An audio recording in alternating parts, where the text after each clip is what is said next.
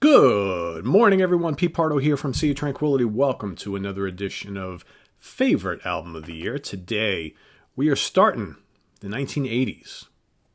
1980 is the year. Another big year for music. All right, so this is basically the decade where you're going to start to see a lot of the hard rock and heavy metal stuff rising to the top. New wave is also at its peak. Pop music making a big return. A lot of things happening in the 80s. 1980 also, if you take a look at some of the albums that were released in this particular year, the birth of the new wave of British heavy metal. A lot of young bands from Great Britain and surrounding areas in the UK coming out of the woodwork, playing a classic style of heavy metal that also borrowed from, of course, hard rock and punk that came before it. Many of these bands would be staple bands going throughout the decade and decades to follow. But, we only have to pick one. That's the kind of purpose of this show. Got to pick our favorite from this calendar year. This one was pretty easy for me. The runner-up, not so easy. A lot of really good contenders in this year. A lot of, like I said, you had a lot of young bands coming through with either their debuts or their red-hot second or sophomore albums. Kind of tough to choose. You had some veterans putting in some very good performances. Really good year. So it came down to two for me. One clear cut. The other, it's a tough choice, but I was able to kind of weed my way around a handful of favorites to say, all right, that's got to be the one for the runner-up. But my number one. Like I said before, I like to kind of go and look at the comments each day and to see all these people who are trying to predict what I'm going to pick for the following day, for the following year, and a couple of you hit it. A couple of you were off, but it's okay. It's the guys who, or gals, who kind of picked, I think, have been following this channel long enough to kind of know the albums that I really hold near and dear. So to them, this is going to be no surprise. To some of you, got to keep trying, right? Keep trying. So my number one pick, my favorite album of the year. Again, not the best, not the biggest selling, not the most influential, not the highest charting. My favorite was released on April 25th, 1980. Produced by none other than Martin Birch for Warner Brothers Records in the U.S., Vertigo in the U.K. and other territories. I'm talking about Black Sabbath, Heaven and Hell. Ozzy's out. Ronnie James Dio's in. Different kind of album comes out in the process, but a damn good one, a classic album. Now, I talked a little bit before about the new wave of British heavy metal, right? So all these young bands. Well, you know what? Sabbath, I think, realized that they had to kind of move away from that slow and dirty and grimy doom and gloom stuff that they did throughout the 70s. And there's nothing bad about that because I'm a huge fan. But I think they realized that, it's the 80s.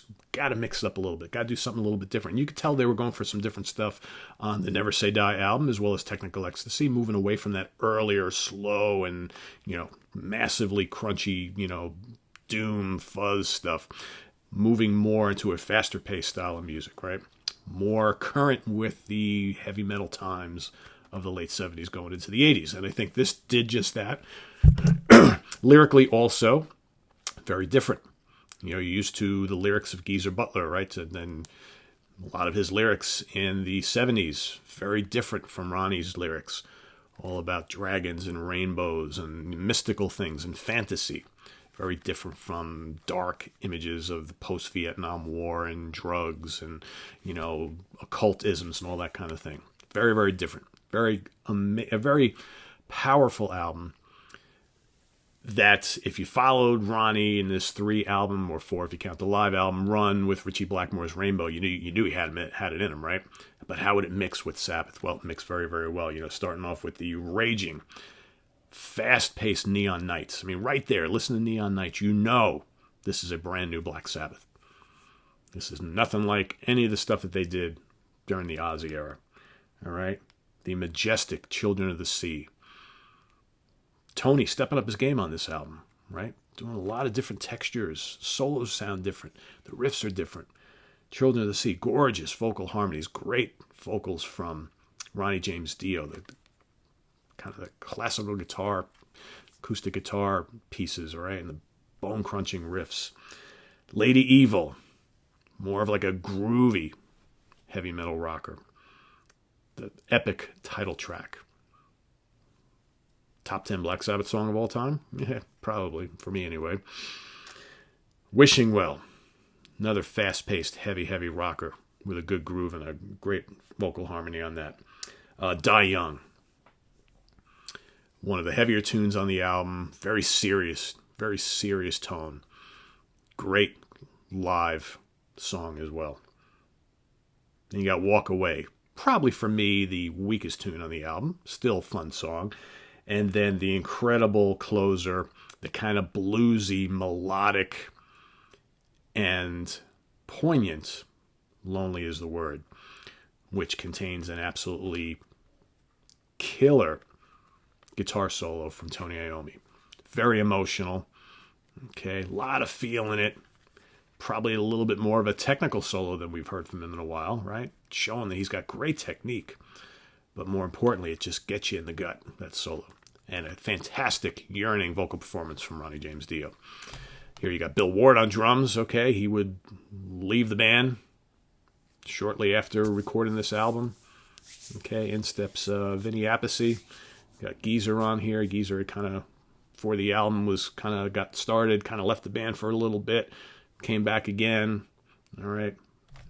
A fantastic album. Easily my favorite of 1980. So,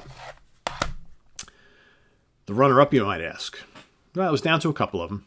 Like I said, there were a couple of those young guns, those new wave of British heavy metal stalwarts or whippersnappers who were kind of bursting on the scene right around this time. Thought long and hard about them. But when it came down to it, I had to pick kind of an old standby that really has been knocking it out of the park for a few albums now that unfortunately have not made it into my, pick for any of them, but they're all great. And this isn't even my fate. That just goes to show you how strong some of these years are. So my runner-up today is from a band that I actually enjoy some of their previous albums even better.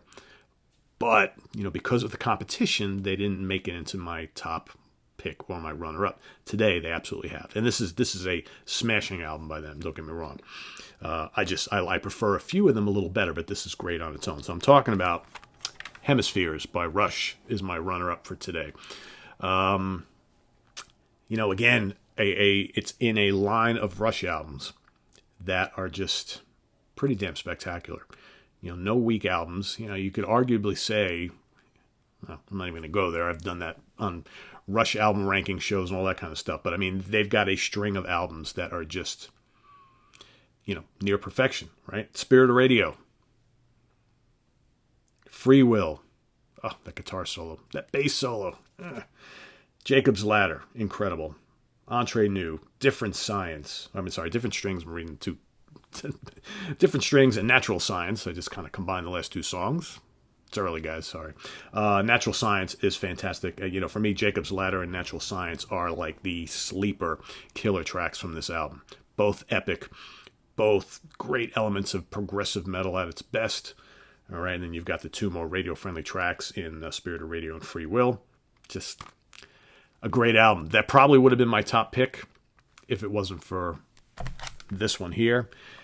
And just so you know, my number 3 was not very far behind. That was Blue Oyster Cult's Fire of Unknown Origin. Just in case you wanted to know, you got Iron Maiden and Saxon and Def Leppard and all the usual suspects up there as well. But Heaven and Hell is my favorite album in 1980. I want to see yours down in the comments below. Remember, there's no right or wrong answer here. We all have our favorites from each of these calendar years. Again, it's not based on which album is better from a technical perspective. It's not based on which one sold more. It's not based on which one was higher up in the charts. It's not based on which one all the, other bands and people and critics have said it's the most influential. It doesn't matter about any of that stuff. It just matters what you feel. Deep down inside here, which one is your go-to album from that year? Visit us on the web at www.seatranquility.org. We're on Facebook, we're on Twitter, of course, we're on YouTube all the damn time. Stay tuned. The Monsters Den is coming right up. See you then. Bye-bye.